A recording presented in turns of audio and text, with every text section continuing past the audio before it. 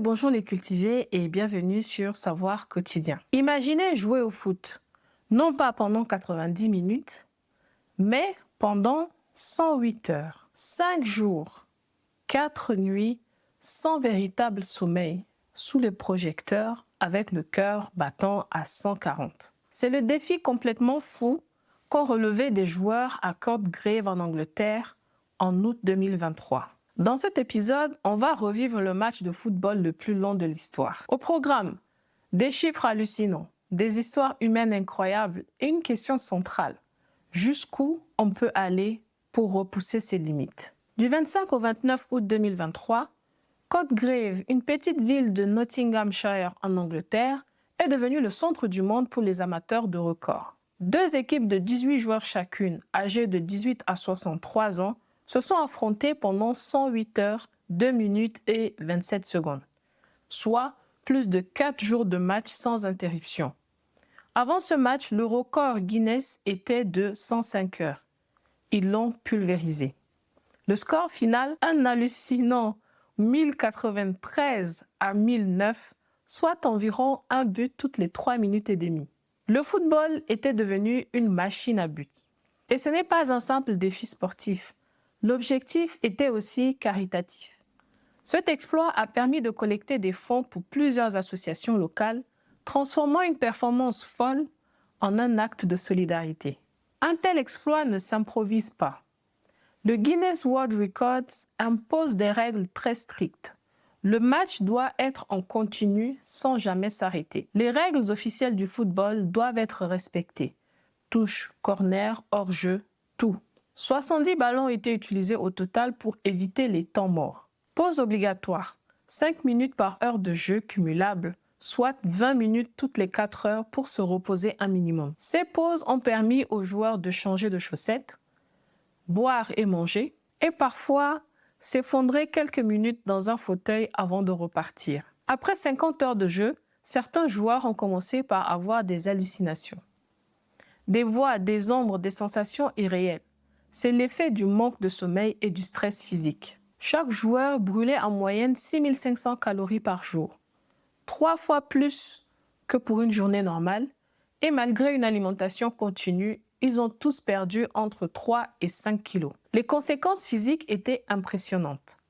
Cloques et ampoules ouvertes, douleurs musculaires, risque de déshydratation sévère. Un médecin était présent 24 heures sur 24 pour surveiller la tension artérielle, la fréquence cardiaque et intervenir au moindre signe de malaise. Après le match, le retour à la normale a pris plusieurs jours. Sommeil de récupération, bain glacé, massage. Le corps humain a des limites et là, elles ont été repoussées à l'extrême. La nuit, les projecteurs éclairaient le terrain d'une lumière blanche irréelle.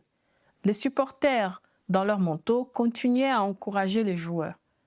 Le jour, des familles, des écoles, des curieux passaient pour soutenir, applaudir et donner un coup de main aux bénévoles. Ce n'était plus juste un match, c'était une communauté entière rassemblée autour d'un objectif fou.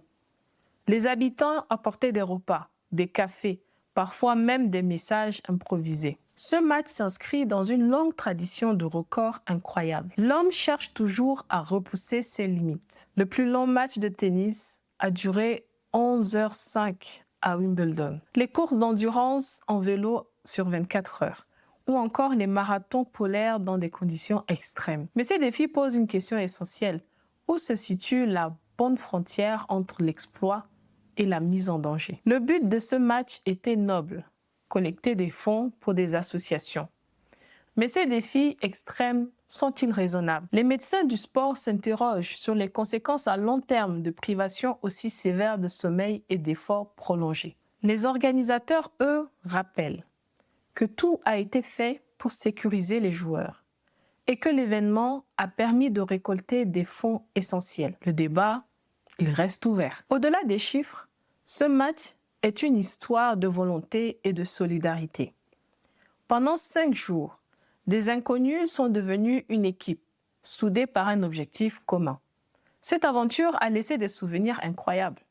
Des buts improbables à 4 heures du matin, des éclats de rire malgré la fatigue et une fierté collective avoir accompli quelque chose d'unique. Pour conclure, ce match de 108 heures restera gravé dans l'histoire, pas seulement pour le record, mais pour ce qu'il révèle sur l'endurance humaine et la passion collective. Ici, on aime célébrer les exploits, mais aussi questionner les limites. Est-ce que vous jouerez au foot pendant 108 heures pour une bonne cause? Ou bien c'est un carton rouge direct pour la folie des records? Merci d'avoir vu ce contenu jusqu'au bout. Vous retrouverez Savoir Quotidien sur savoirquotidien.com, YouTube, TikTok et également en format podcast. Je vous dis à bientôt pour un nouveau sujet. En attendant, prenez soin de vous.